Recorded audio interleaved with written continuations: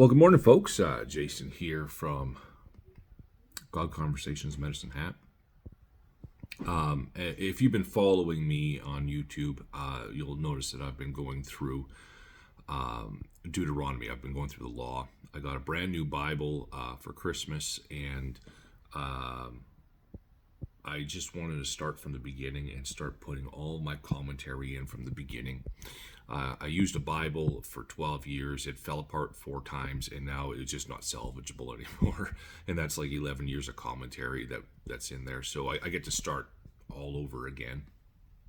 But this morning, I finished up Deuteronomy 30. I've got 4 more chapters to go, and I'm through Deuteronomy. But I want to talk about something. And it's a little troubling to me. And we have some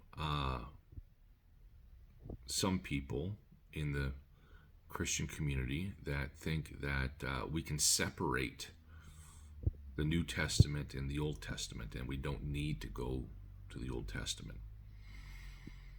The problem with that is they're so intertwined, and there's so much reference to the Old Testament in the New Testament that you can't separate the two. They are so intertwined. If you just have the New Testament, there are some things that just will not make sense unless you know the Old Testament. Kind of like how Jesus says in Matthew 26:28, "This is the new covenant in my blood."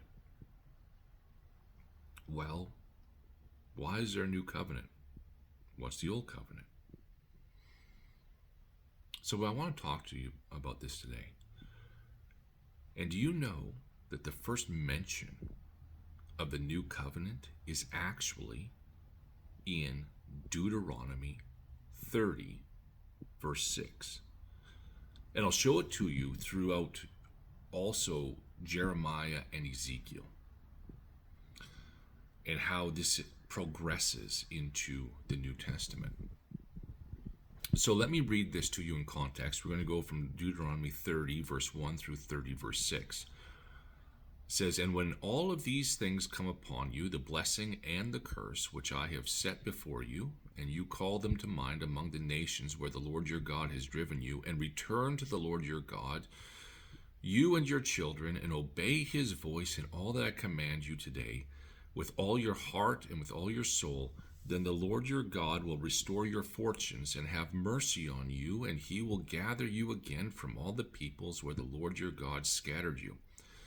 If your outcasts are in the uttermost parts of heaven, from there the Lord your God will gather you, and from there he will take you. And the Lord your God will bring you into the land that your fathers possessed, that you may possess it, and he will make you more prosperous and numerous than your fathers." Verse 6, "And the Lord your God will circumcise your heart and the heart of your offspring, so that you will love the Lord your God with all your heart and with all your soul, and that you may live."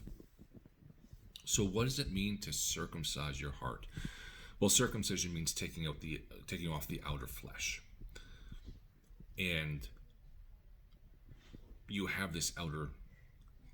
The heart is a spiritual thing here. It's not your physical heart. It's your spiritual heart that God will change for you. So let's take a look at this, first of all, in Jeremiah 31:3.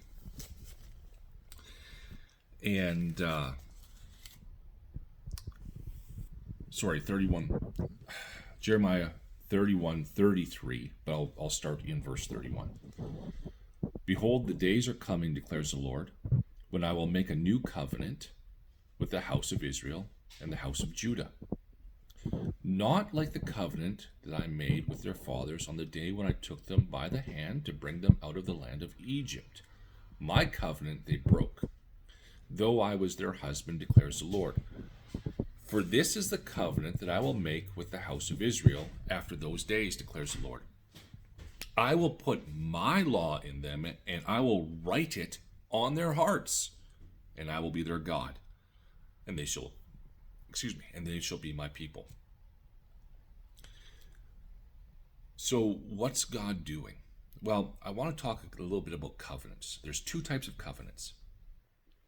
There is a unilateral covenant and a bilateral covenant. A unilateral covenant means that one person is required to keep that covenant. A bilateral covenant means that there's two parties that need to keep that covenant. They're responsible for keeping that.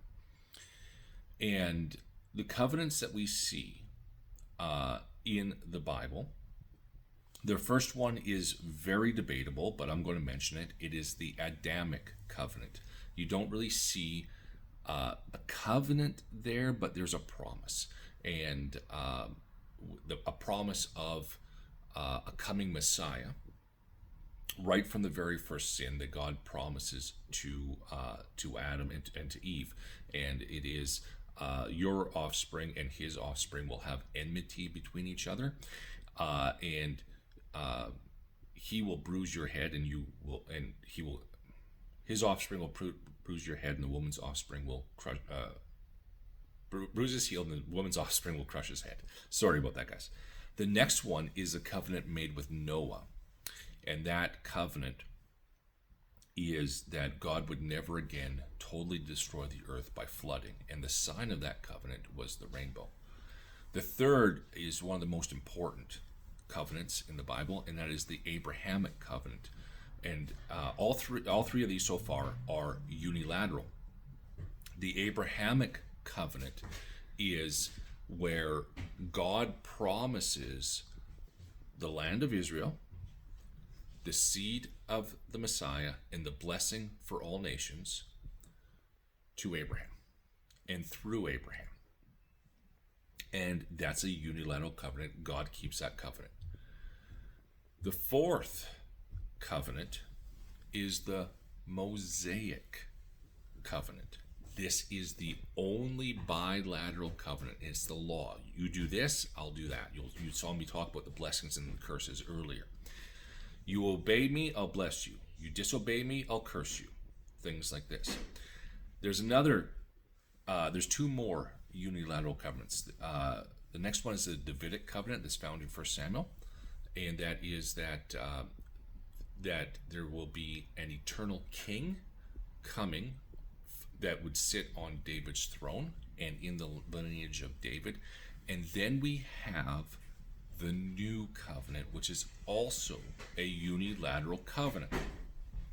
And this is what we're talking about. So this is the second mention of this unilateral covenant in Jeremiah 31 through 33. Then we have another one here in Jeremiah 32:40. And it says, this is God speaking, I will make with them an everlasting covenant that I will not turn away from doing good to them, and I will put the fear of me in their hearts that they may not turn from me. So number one, God is going to put the law on your heart. Number one, God's going to circumcise your heart. Number two, he'll put his law in your heart. Number three, he's going to put the fear of him in your heart that they may not turn from me. What's the next one? Well, the next one is in Ezekiel chapter 11, verse 19. Listen to this. And I will give them one heart, and a new spirit I will put within them. I will remove the heart of stone from their flesh and give them a heart of flesh, kind of like circumcising your heart, that they may walk in my statutes and keep my rules and obey them, and they shall be my people, and I will be their God. The next one, Ezekiel 36, 26 and 27. And I will give you a new heart, and a new spirit I will put within you. And I will remove the heart of stone from your flesh, and give you a heart of flesh. And I will put my spirit within you, and cause you to walk in my statutes, and be careful to obey my rules. So we have this, and then we see in the Gospels, the Last Supper,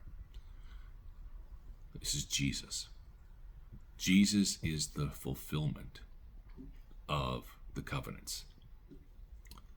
And he says, this is the new covenant in my blood. Do this in remembrance of me. And he's having the Last Supper. He's breaking the bread and he's drinking the wine. And